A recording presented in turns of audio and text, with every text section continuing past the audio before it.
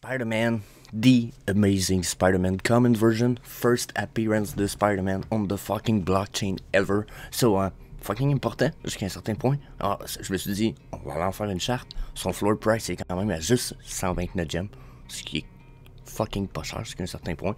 Il y a des fois, je me dis.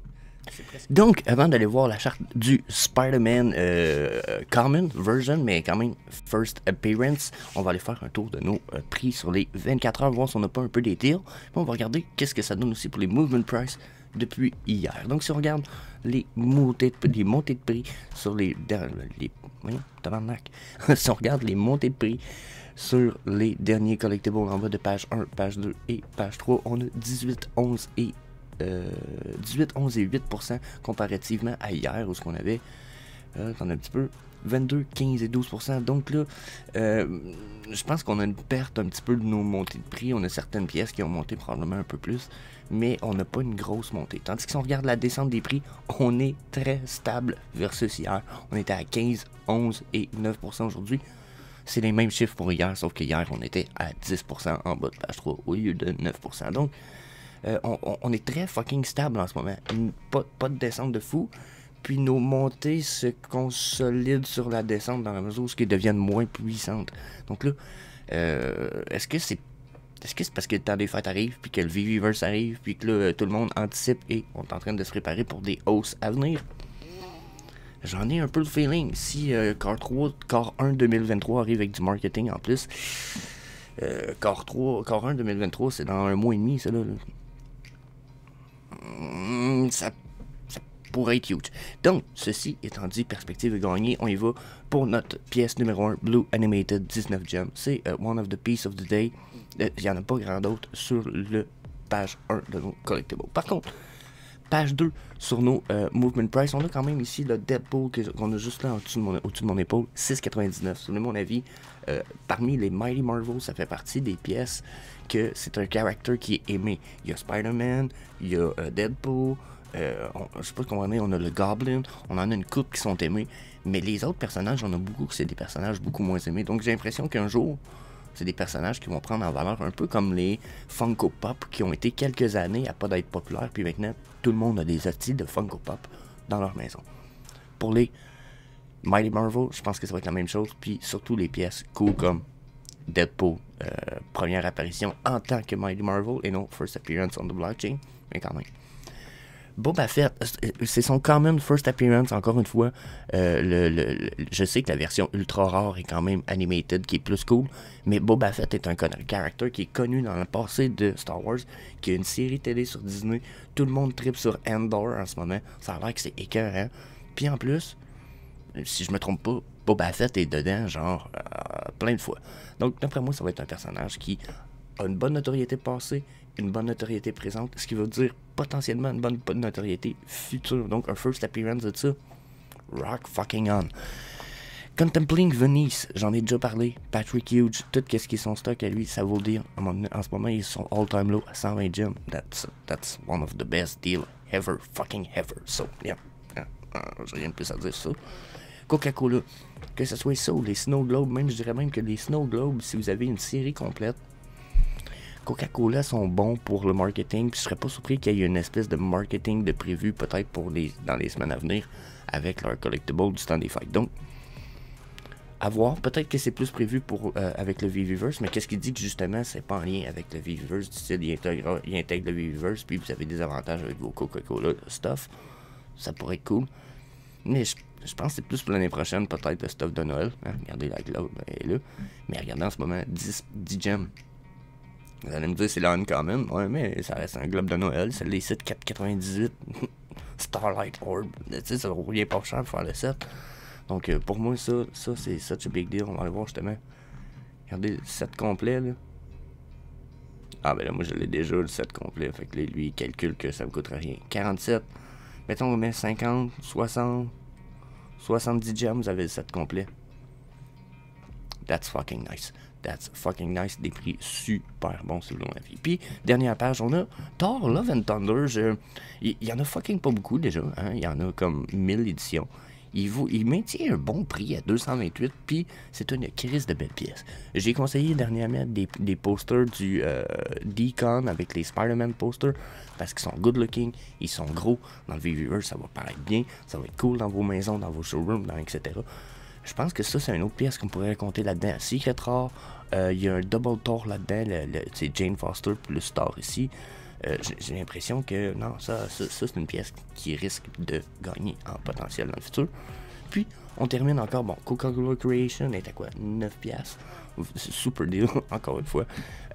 Blue Animated 33 gems. On a la DeLorean, la machine, celle qui vole, 65 gems. Je sais qu'elle a déjà été plus bas pas mal, là. Elle a été à 48 gems. 65 gems, quand même un big deal. Moi, je pense que d'avoir de quoi qui vous promet de voler dans le universe, ça risque d'être nice. Mysterio, je l'ai mis dans la liste ce matin, les 2 fois en plus, parce que je pense que c'est une pièce qui est négligée. C'est un des méchants les plus aimés de tout le MCU, le Marvel Universe.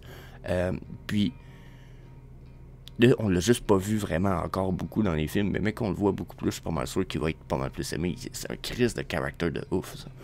So, OG Creeper, ben, fucking squelette, genre, ça a un style qui est fucking apprécié à travers le monde, donc je pense qu'un jour, ça va gagner beaucoup en potentiel. À 20 gems, fuck yeah. Puis, même chose pour le Dragon Girl Silver Black.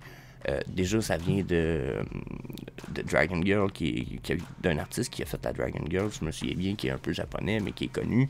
Donc déjà, c'est le marché, j'aime pas vous dire ça, mais c'est le marché asiatique, je pense qu'il faut dire. Arrive sur Vivi, ça a le potentiel de gagner beaucoup. C'est une femme, donc pour beaucoup de femmes, ça peut être représenté de quoi un côté un peu puissant. Quoique d'un autre côté, il y en a qui pourraient dire que ça ressemble à une geisha un petit peu. Mais je pense que ça va avoir un super gros potentiel. Puis il y a 4800 éditions de ça. C'est quand même pas beaucoup, ça. Hein? Yeah. Petit shout-out à Jeg, à qui je fais un petit shout-out durant la charte du Spider-Man, justement, qui nous avait fait montrer un support zone pour le Spider-Man qu'on s'en va charter. Donc, déjà, merci pour tes chartes, merci pour ton support, parce que je sais que t'es abonné à la chaîne, puis qu'à tous les jours, tu fucking like, tu fucking comment, tu fucking écoutes toutes les vidéos. Gros merci. Donc, si c'est pas déjà fait, je vous invite à faire comme lui, puis fracasser le bouton d'inscription à la chaîne sous la vidéo. Comme ça, on va pouvoir savoir demain. Peace. Spider-Man, The Amazing Spider-Man Common Version, first appearance de Spider-Man on the fucking blockchain ever. So, fucking important jusqu'à un certain point. Alors, je me suis dit, on va aller en faire une charte. Son floor price est quand même à juste 129 gems, ce qui est fucking pas cher jusqu'à un certain point. Il y a des fois, je me dis, c'est presque comme le Todd, puis on s'en rend pas compte en ce moment. Puis le Todd, il est quand même à 1000 cucs. Puis c'est ça, c'est mon point. Donc, ce matin, Amazing Spider-Man, on est sur le 24h. Vous voyez, j'ai installé des trendlines. Regardez. Bon, j'ai mis mon point initial là. OK.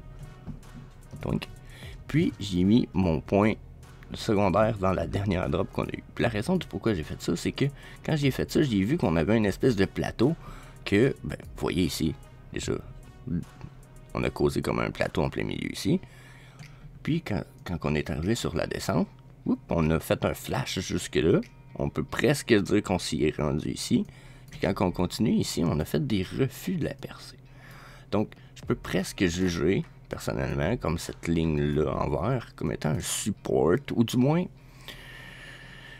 une ligne très très près du support. Là, regardez, à chaque fois qu'on a percé, là, on a refusé. Puis, j'ai rajouté une ligne blanche ici, vous allez voir. Celle-là ici, ça semble être un plateau qu'on refuse de tomber sous celui-ci. Donc, il y a quelqu'un du VV Space Family. Je vais essayer de ne pas scraper son nom. C'est Jeg.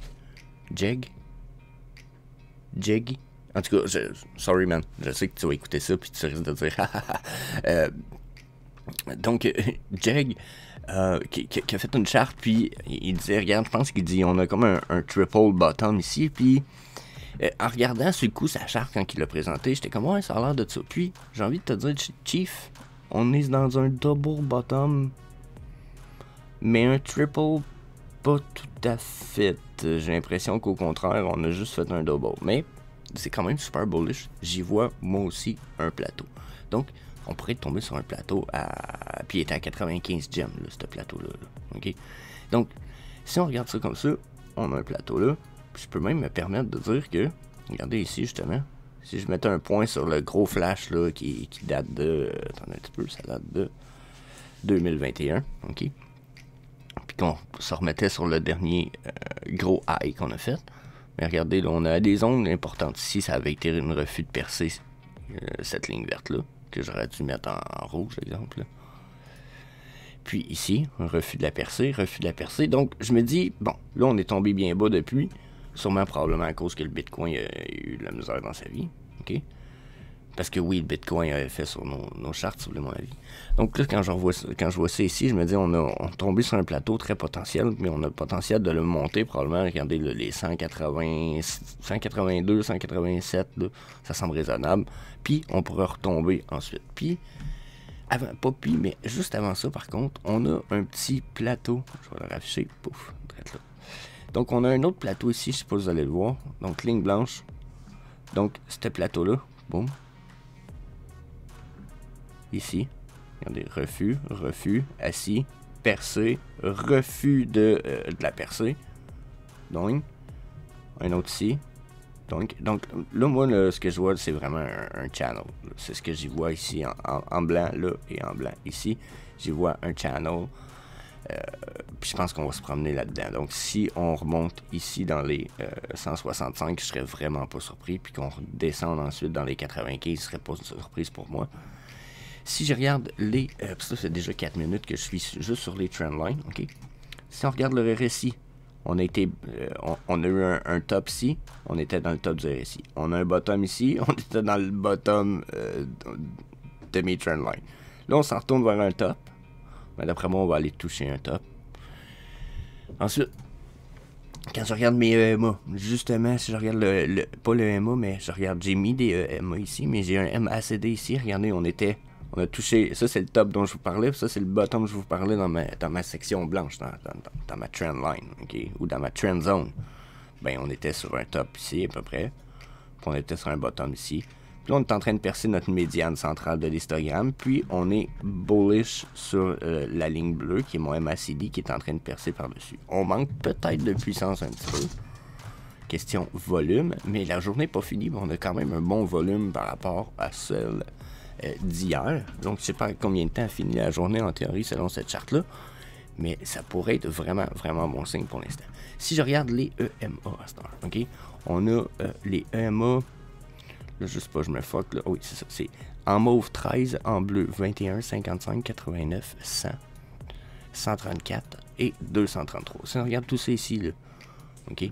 Quand on a fait un refus ici de la percée, ça c'est le 89 et le 100, quand on a fait un refus de percer ça ici, on était quand même loin ici de mon EMA 55 avec mes chandelles régulières. Je sais pas si vous comprenez, on a fait une rise. Donc, de voir une espèce de consolidation comme ça, puis une rechute me surprend vraiment, vraiment pas. Par contre, ici, là, on est en train de... Le EMA est rendu très proche de nos chandelles, puis regardez comment... Combat. Et là, ça sera plus une question de combat. Là. En plus, les EMA 13-21 sont en train de diverger et de se battre très fort ici. Donc, j'ai vraiment... Puis là, regardez, je vais effacer les chandelles, ok? Regardez comment que les EMA sont en train de vouloir switcher et ils sont bullish ici. Donc là j'ai beaucoup d'indications bullish pour ce qui est de mes chartes pour le Spider-Man ici, là. Ok? Dans mon channel, il est dit pour monter. Il a touché un support sur ma ligne verte. Je pense pas qu'on est reparti pour y toucher et y retourner tout de suite. Le MACD puis les EMA sont bullish. Je veux dire, regardez, on va finir ça avec la stochastique RSI. Vous me direz ce que vous en pensez, mais moi, je pense qu'on s'en retourne vers les 165, 168 gems. Donc ça, c'est mes stochastiques RSI. Je vais le mettre sur le 24 heures, lui, par exemple, parce que parfois, justement, j'oublie de le resetter. Donc, mes stochastiques RSI, pour ceux qui s'en rappellent, ça, c'est mon court et très réactif time frame. Ma time frame stochastique du jour et la time frame plus longue qui équivaut à, comme là, on est sur le 24 heures, ça équivaut à 3 à 1 semaine, peut-être. Donc, généralement, on voit que ça réagit beaucoup moins vite ici, mais ça nous donne la tendance à suivre sur le plus long terme. Donc, ici, regardez, bullish, super bullish ici pour le stochastique court time frame. Ce qui veut dire que je m'attends à remonter des prix pour le Spider-Man. personnellement, je le verrais très bien retourner rapidement autour des 150 là, dans les 24 heures. OK? Puis même à ça, peut-être même dans les 12 heures. OK? Ensuite, sur le 24 heures, ben justement, regardez, encore une fois, je suis bullish sur ce qui se passe en ce moment, sur le 24 heures. Donc, je verrais un momentum bullish, mais je reste bearish sur le long time frame. Donc, ces deux momentum-là bullish là, qui vont peut-être se produire sur les 24-36 heures à suivre, je vous dirais qu'ils pourraient nous ramener autour justement d'un 150, okay, qui est aussi une zone. Regardez à 150, on pourrait avoir un plateau là, puis ici un refus de percée, okay, juste là. Donc on a deux zones que 150 pourrait nous créer du refus. Puis si j'y retourne pour les EMA, probablement que je vais être capable d'y voir un EMA en corrélation. On va pouvoir terminer ça là-dessus. Donc je remonte à 145. Bon, vous voyez, 145. J'ai EMA 134 qui est au niveau du stop de ces chandelles-là ici. Là. On est à peu près ici. Donc on pourrait remonter puis aller chercher du plus haut un petit peu. Mais d'après moi, autour de 150, on va dropper. Puis peut-être même juste avant, style 146, 144 à cause de mon EMA 134 qui va causer une résistance. So yeah, that's it, Spider-Man. D'après moi, on est dû pour une petite rise, mais potentiellement retourner downtrend après. Je sais pas si on va défoncer mon plateau en blanc. À la limite, je pense qu'on va pouvoir refaire celui-là la semaine prochaine. Ça va être intéressant de voir. On voit vraiment une section. Donc, yeah. N'hésitez pas à me laisser savoir quel collectible vous aimeriez que je fasse demain. Bien entendu, j'en ai choisi depuis quelques jours, mais l'idée, c'est que vous me fassiez des suggestions. Donc, merci à Jeg, justement, qui me fait pas mal de suggestions. On en a d'autres qui n'ont pas hésité non plus. Donc, let's go! Bon, juste avant que tu crées ton camp, là, comme je sais que tu es déjà inscrit à la chaîne, là, je t'invite à aller voir la vidéo que je devrais poster en après-midi ou en début de soirée pour selon la région où tu résides.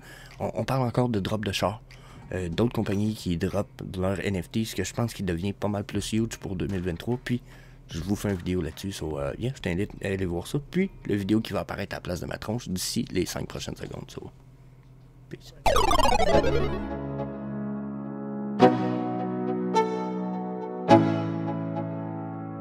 Let's go, yo, I'm like an addict, do I gotta have it. I ain't even playing, got a really bad habit. If it moves, gotta grab it, fuse like a magnet. Lose, won't have it till I'm doomed in a casket.